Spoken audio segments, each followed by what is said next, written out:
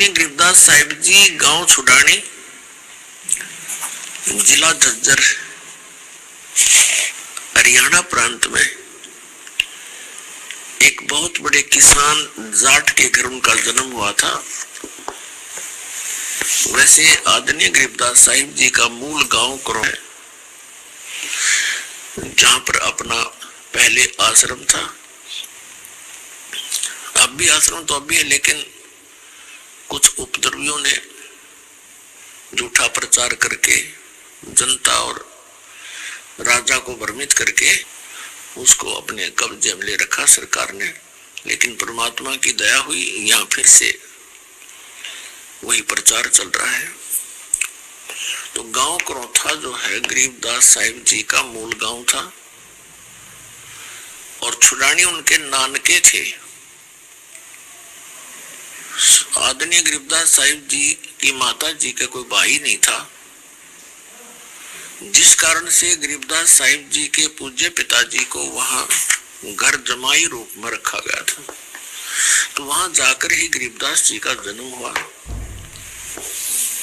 और उनके नाना जी को के पास लगभग 1400 एकड़ जमीन थी, पौने 1400 एकड़, 1375 के लगभग एकड़ जमीन थी। बहुत सी गौवें रखा करते थे। गौओं को चराने के लिए गरीबदास साहिब जी 10 वर्ष की आयु के थे, अपने ही खेतों में गौवें चरा रहे थे। अन्य भी कई पाली गवाले उनके साथ थे गांव के, और जो उनके वहां नौकर होते थे वो भी साथ थे, और स्वयं गरीबदास जी भी अपने गौओं के पाली गए हुए थे।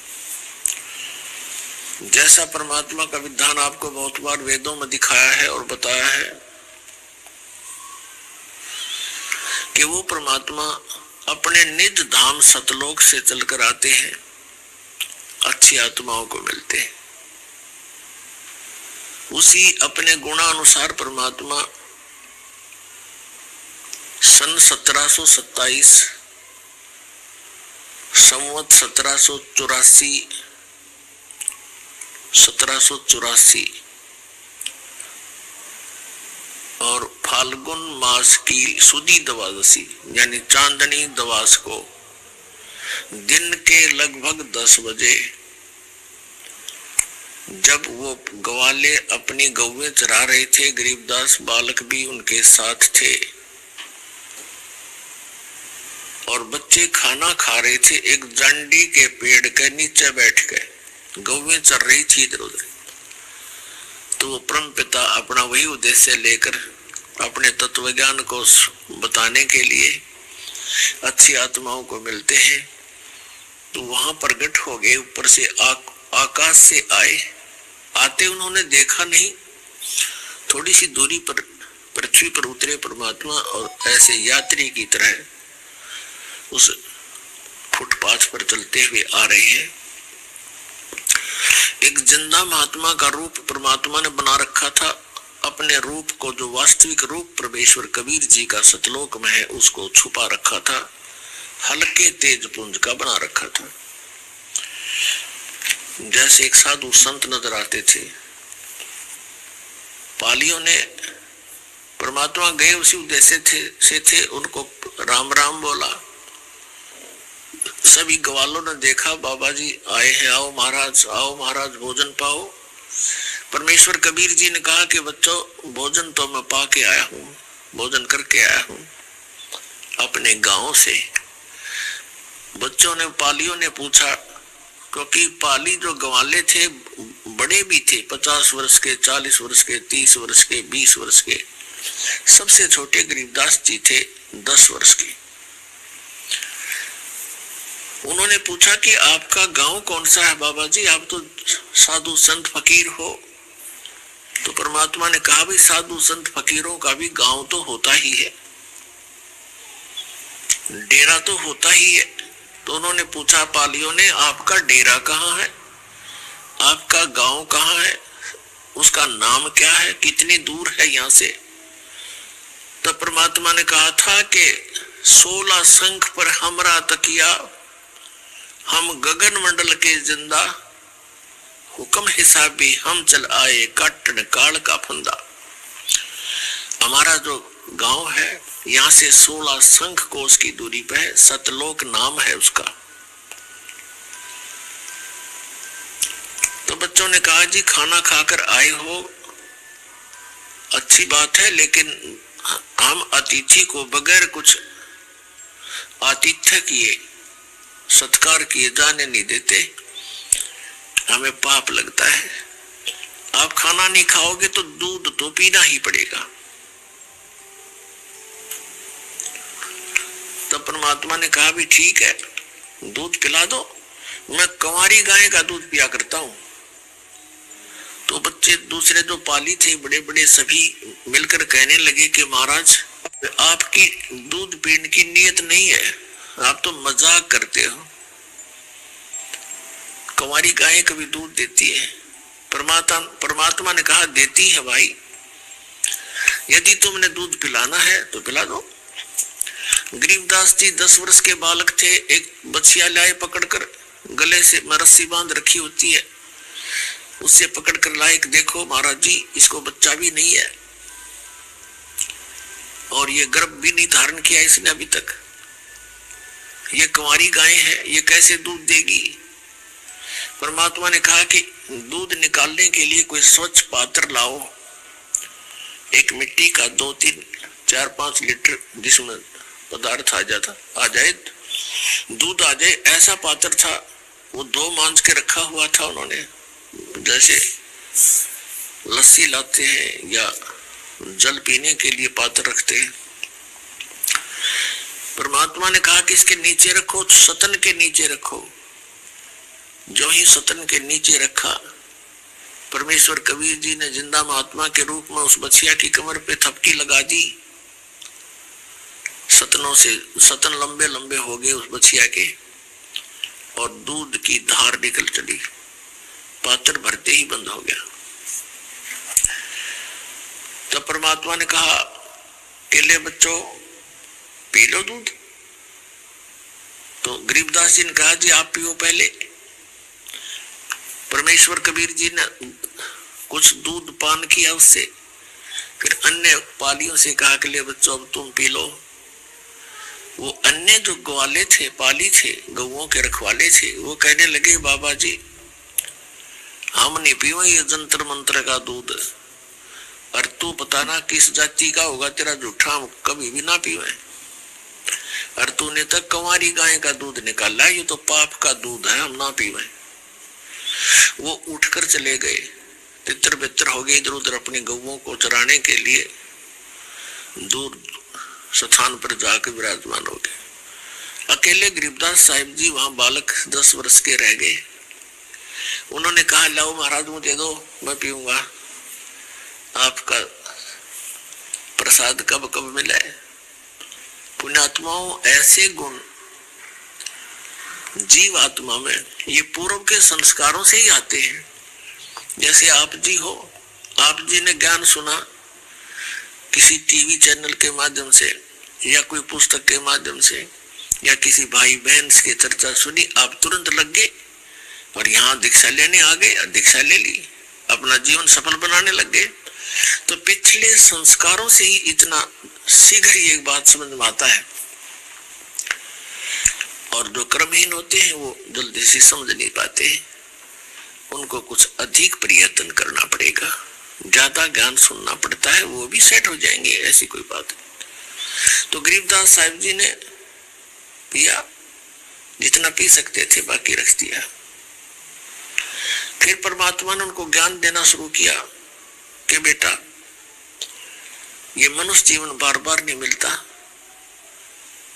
और मनुष्य जीवन प्राप्त करके जो भक्ति नहीं करते, नेक्स्ट उनका जीवन जो है अगला जीवन कुत्ते गधे सूअर की योनि को प्राप्त होता है, वो शरीर मिलता है। कितने कष्ट होते हैं। अब पिछले संस्कार प्रबल होते हैं जब पुण्यात्माओं के, उनके हृदय में ये बात घर करती है कि ये शरीर आपका अवश्य जाएगा, ये तो रहेगा ही नहीं। ये तो आप सबको मालूम है, लेकिन हम कैसे अटकल लगाकर जी रहे हैं कि अभी नहीं मरेंगे,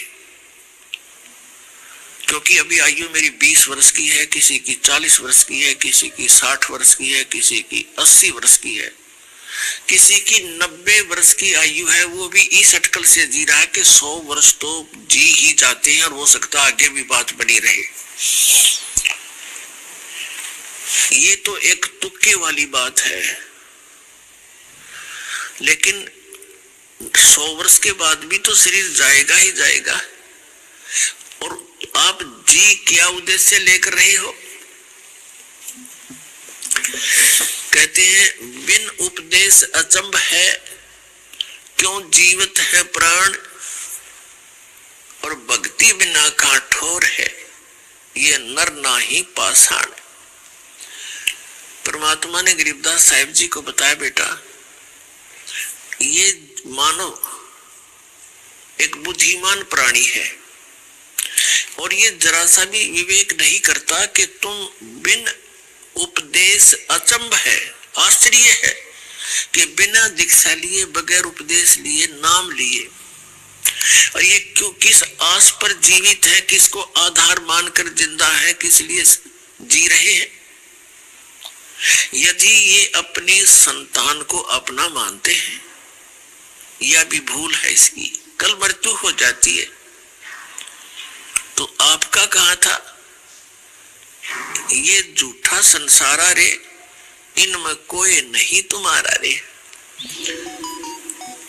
ये झूठा संसार है, इसमें आपका कोई नहीं है। और यदि आप संपत्ति को अपना मानते हो, सारा जीवन इस संपत्ति के जोड़ने में, बैंक बैलेंस बनाने में और दुनिया में वाह पाने में अनमोल मनुष्य जीवन का नाश कर जाते हो। संपत्ति जोड़ दी, कल को मृत्यु होगी। एक बहुत बड़ा इंडस्ट्रियल था, अपने हेलीकॉप्टर से दूसरी इंडस्ट्री में जा रहा था, वो हेलीकॉप्टर क्रैश हो गया, इंडस्ट्री मर गया, और मर के गदा बनेगा, वह इंडस्ट्री आड़े रहेगी, वह कोई ठीक बना रखी थी, बाकी ये काम आई उस मूर्ख आदमी के। तो इनके विषय में परमात्मा ने कहा है कि जो भक्ति नहीं करते और इसी माया जोड़न में लग रहे हैं, उनके विषय में बताते हैं कि बिन उपदेश अचंभ है, ये क्यों जीवित है प्राण, और भक्ति बिना काठोर है, ये नर नाही पाषाण। ये मानव नहीं, ये तो पत्थर है, जरा सा विवेक नहीं करते, एक माया के लिए सारा जीवन नष्ट कर देते हैं, उसी की प्राप्ति के लिए 15-20 वर्ष पढ़ते हैं, पढ़कर फिर ऐसे रिश्वतखोरी, ये कर दूं वो कर दूं, तगड़मबाजी, सारा जीवन नाश करके गधा बन के खड़े हो जाते हैं। तो ये कोई तुम्हारा बुद्धि का काम है? बिना अकल के आदमी ऐसा जीवन नाश किया करते हैं, जिनको ज्ञान नहीं। इस तत्व ज्ञान के अभाव से हम ऐसे बर्बाद हो रहे थे। तो गरीबदास साहिब जी ने कहा कि भगवान, क्या कोई ऐसा स्थान भी है जहां मृत्यु नहीं होती? हाँ बेटा, परमात्मा ने कहा एक ऐसा स्थान है जहां हम रहते हैं, वो इन लोगों से ऊपर है, बहुत दूर, और तुम सभी वहां रहा करते थे पहले, और वहीं चलोगे तो सुख होगा, अन्यथा यहाँ कोई सुख नाम की चीज नहीं है इस पृथ्वी पर, 21 ब्रह्मांड में नहीं है। अब गरीबदास साहिब जी ने आग्रह किया कि हे भगवान, क्या मुझे वो आपका लोक दिखाओगे? अब बालक वाली बातें करनी होती है, चरणों में गिर गया। वो तो इसी उद्देश्य से थे कि मेरा कोई गवाह बने, मेरा कोई साक्षी बने, और आने वाले समय में मेरे बच्चों को ठोक कर गवाही दे दे कि कबीर इज गॉड, कबीर परमात्मा है। अब गरीबदास जी की आत्मा को परमात्मा लेकर ऊपर के लोकों में गए। सब ब्रह्मा जी, विष्णु जी, शिव जी के लोक दिखाए, धर्मराज का लोक दिखाया, जो सबका लेखा जोखा करता है, सबका अकाउंट रखता है, पाप और पुण्य का, संस्कार का, उसके बाद परमात्मा ने वो स्थान दिखाया जहां पर ये निराकार जिसको कहते हैं ब्रह्म को, ये ब्रह्म दिखाया ब्रह्मलोक के अंदर। और इसके बाद फिर ये परमात्मा जब ऊपर चलते हैं गरीबदास साहिब जी की आत्मा को लेकर के, तो जहां काल के 21 ब्रह्मांडों का अंतिम छोर है, वहां पर इसने एक और गुप्त स्थान बना रखा काल भगवान ने, एक महाब्रह्मांड के इक्विवेलेंट, और उसमें भी नकली सतलोक, अलखलोक, अगमलोक की रचना, अकलोक की रचनाएं कर रखी है। वहां पर इसने एक तपतशिला बना रखी है। उस तपतशिला के ऊपर 1 लाख मानव शरीरधारी प्राणियों को या उनके सूक्ष्म शरीर को, स्थूल शरीर तो यही रह जाता है, जैसे आपने देखा होगा बादाम का ऊपर एक छिलका होता है, वो छिलका खाने का नहीं होता, उसके अंदर गिरी है खाने की। तो ऐसा ही समझो इस स्थूल शरीर के अंदर एक सूक्ष्म शरीर है, उसके अंदर जितना भी हम जीवन भर में, सारे जीवन में मनुष्य शरीर के अंदर जो भी खाते पीते हैं, जो व्यसन करते हैं, आप देखते हो कि इस शरीर के अनुकूल नहीं है शराब और ये मांस और तंबाकू, सुल्फा, बुक्की, यानी ये नशीली वस्तुएं शरीर के अनुकूल नहीं है, और हम फिर भी जबरदस्ती इसमें ठोक रहे हैं। ये मन का टेस्ट है, मन काल भगवान का एजेंट है, उसका सूक्ष्म रूप समझो, और ये व्यसन कराता है। आत्मा नहीं चाहती ये बकवादें करना, तो ये व्यसन किस लिए कराता है? अपना टेस्ट बनाए रखने के लिए। जो ज्यादा व्यसन करते हैं, शराब पीते हैं, मांस खाते हैं, चटपटे आहार करते हैं, सुल्फा, भांग, तंबाकू पीते हैं, अफीम खाते हैं, इनके अंदर ज्यादा गंध भर जाता है सूक्ष्म शरीर में, और उसको फिर तपतशिला पर डाला जाता है। तपतशिला एक बहुत बड़ी पत्थर की टुकड़ी है, तवे टाइप की, तवा होता है जैसे, बड़ी तई देखी होंगी आपने हलवाइयों के पास, ऐसी कढ़ाई टाइप सी, तो उसमें 1 लाख मानव शरीरधारी प्राणियों के सूक्ष्म शरीर को डाल दिया जाता है, और वो स्वतः प्रज्वलित रहती है, इतनी हीट रहती है उसके अंदर। उसके ऊपर गिरते ही सभी प्राणी जैसे खील भूनते हैं चावलों की, ऐसे चटक मटक करते हैं, चटक पटक के, और वहीं गिरते रहते हैं, बाहर जा नहीं सकते। वहां कुछ ऐसा अट्रैक्शन बना रखा है उसने, वो मरते नहीं प्राणी, पर हाहाकार मच जाती है, और फिर उनसे गंध निकालता जो सारा जीवन में इन्होंने खाया है, पिया है, उसका अंश सूक्ष्म शरीर में रहता है। उस अंश को इतना गर्म करके ही निकालता है वो, उस सारे जीवन के आहार के अंश को, और फिर उसको ये खुद खाता है। ऐसे 1 लाख मानव शरीरधारी प्राणियों का ये काल भगवान, ये ब्रह्म नित आहार करता है। तो परमात्मा ने अपनी प्यारी आत्मा गरीबदास साहिब जी को ये सब व्यवस्था दिखाई, उस कसाई का वो हत्था दिखाया, जहाँ 1 लाख मानव शरीरधारी प्राणियों को यो यहाँ का ब्रह्म, जिसको ब्रह्म कहते हैं, ज्योति निरंजन कहते हैं, काल कहते हैं, और जिसको मैं ऋषि खोज खोज कर मर गए, यो दिखाई नहीं दिया किसी को, इसने प्रतिज्ञा कर रखी है कि मैं कभी भी किसी के समक्ष अपने यथार्थ रूप में नहीं आऊंगा। श्रीमद् भगवत गीता का ज्ञान श्री कृष्ण जी में प्रवेश करके इसी काल भगवान ने दिया था। 7वें अध्याय के 24 और 25 श्लोक में कहा कि अर्जुन, ये मेरा विराट रूप है, और मैं कभी भी अपने वास्तविक रूप में, काल ने कहा था कि अर्जुन, मैं कभी भी अपने वास्तविक रूप में किसी के समक्ष नहीं होता, अपनी योग माया से मैं छुपा रहता हूं, और ये मूर्ख जन समुदाय जो सामने खड़े हैं, ये मुझ अव्यक्तम माम व्यक्तिम आपनम मनन्ते अबुधा, ये बेबुद्धि के, मंदबुद्धि के लोग मुझ अव्यक्त को, अव्यक्त माने मैं गुप्त रहने वाला हूं, और मुझे ये कृष्ण रूप में, व्यक्ति रूप में आया हुआ मान रहे हैं। आई एम नॉट कृष्ण, मैं कृष्ण नहीं हूं। तो इसने कसम और खुद कहता मैं अपनी योग माया से छुपा रहता हूं, कभी किसी के समक्ष नहीं आती। ये मेरा अटल अनुतम, अवय अनुतम नियम है। अवय माने अटल। तो पुण्यात्मा, परमात्मा ने अपनी प्यारी आत्मा गरीबदास साहिब जी को सन 1727 में सतलोक से पुनः आकर के और ऊपर ले जाकर के सब व्यवस्था दिखाई, फिर सतलोक में लेकर गए। जब हम इस शरीर में है, क्योंकि ये भी एक जेल है, ये हमारी एक बेड़ी है यह शरीर, और इससे निकलने के लिए एक द्वार है, 10वां द्वार बोलते हैं इसमें। उस 10वां द्वार से निकलकर प्राणी कहां जाता है? इस ब्रह्मांड में घूमने लग जाता है। ये भी जेल है। जब तक हम 21 ब्रह्मांड पार नहीं कर लेंगे काल की और सतलोक नहीं पहुंच लेंगे, तब तक हम जेल में ही हैं। अब बंद कोठड़ी से बाहर छोड़ दिया तो भी जेल है।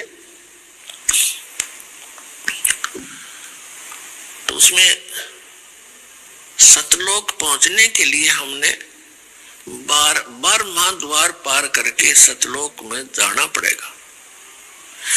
एक तो शरीर से निकलने के लिए 10वां द्वार हो गया, उसके बाद फिर 21 ब्रह्मांड है काल के, इससे निकलने के लिए 11वां द्वार है, जो परब्रह्म के लोक में प्रवेश करना होता है। और 7 संघ ब्रह्मांड है परब्रह्म के अक्षर पुरुष के, उन लोकों से हमने गुजरना है, उसके अंदर से जाना है, उसके लिए उसका टैक्स देना है। उस मंत्र की कमाई जो हम आपको देते हैं सतनाम के दूसरे मंत्र की, ये वहां देनी पड़ेगी उस अक्षर पुरुष को, वहां काउंट करवा देंगे, वो हमें अपने लोकों से जाने देगा। ये नियम है, फिर वो नहीं रोकता।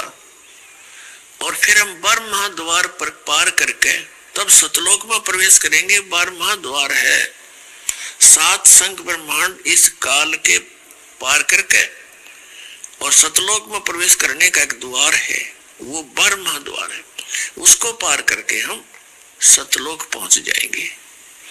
गरीबदास साहिब जी को परमात्मा ऐसे सतलोक लेकर गए, इन सभी द्वारों को पार कराते हुए।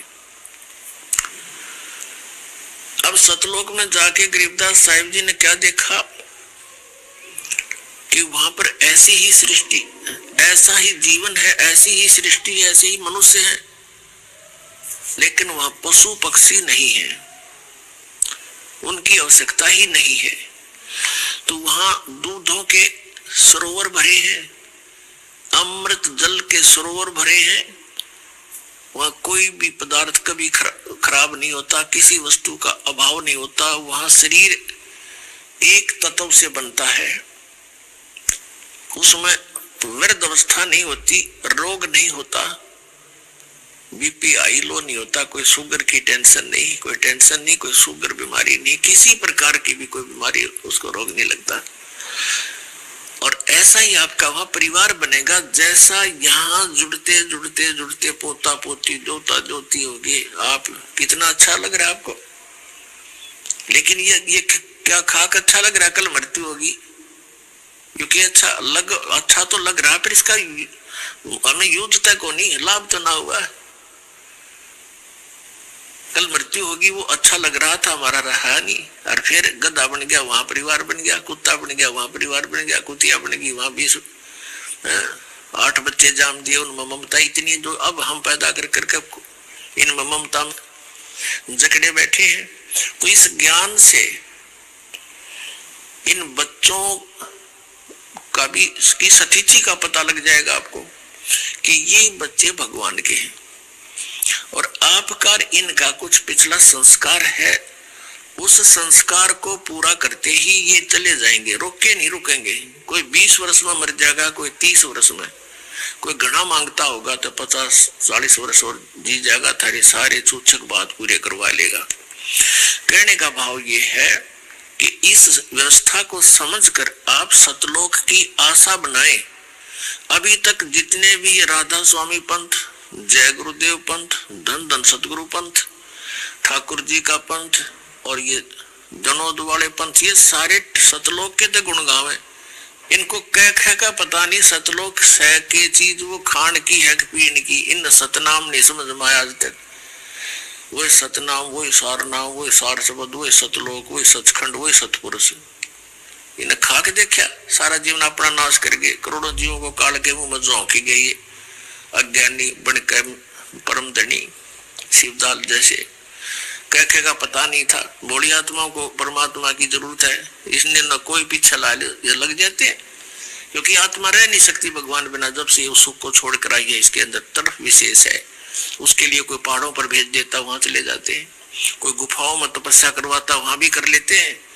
कोई काशी के अंदर गर्दन काटने का व्यवस्था बनवा दी थी, करों लगाने लगे थे, वो भी स्वीकार कर लिया हमने, क्योंकि आत्मा उस सुख को जो छोड़ आई ये फिर से प्राप्त करना चाहती है, पर रास्ता नहीं मिल रहा है इसको। अब परमात्मा कबीर जी ने रास्ता दिया आपको। तो कहने का भाव है ये जितने भी इस सतलोक की महिमा गाया करते, ये काल के भेजे हुए दूत है, ये संत। इन्होंने मिसगाइड कर दिया। उनको मालूम था, काल ने कहा था परमात्मा से, कबीर जी से,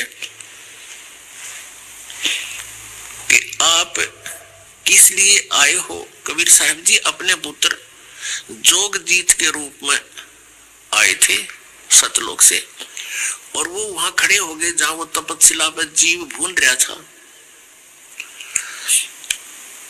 तो सभी जीवों को पहले तो बहुत ज्यादा जलन थी अग्नि की, फिर मालिक के आते ही वो निष्क्रिय होगी। वो सब बैठ गए, देखा भगवान आ गए। हे भगवान, हम कौन से कर्म का दंड भोग रहे हैं यहाँ पर। परमात्मा ने कहा, ये तुमने जो पाप किया था ये किस ब्रह्मांड में नहीं, ये तुमने सतलोक में किया था। तुम भगवान से दूर हो गए थे, विमुख हुए थे, और जिस कारण से आप यहाँ ये कष्ट भोग रहे हो। और जिसको तुम भगवान मानकर पूजा करते हो वो काल है, वो ज्योत निरंजन है। जिसको तुम ब्रह्म कहते हो वो तुम्हें खाता है, उसके लिए तुम्हें यहाँ भून रहा है। इतना कुछ मालिक ने बताया था, तभी वो काल आ गया वहां पर खाने के लिए। तो परमात्मा ने कहा कि जिसको तुम निराकार कहा करते, देखो वो आ रहा है। और वो देखो वो आ रहा है, देखो सामने। जब सभी वो प्राणियों ने देखा कि हो ये तो भाई सचमुच भयंकर रूप है उसका। लंबे दांत, ऊंचा माथा और पीछे लंबे लंबे बाल।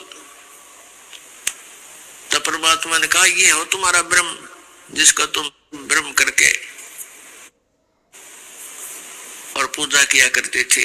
तुम सांप को दूध पिलाया करते थे। तो सभी प्राणियों ने कहा कि हे भगवान, हमें इससे बचा लो। तब परमात्मा ने कहा, ऐसे नहीं बचाया जा सकता। जब तुम जाए धरो जग देहा, जब तुम जाए धरो जग नर देहा, तब तुम करना मम सत शब्द स्नेहा।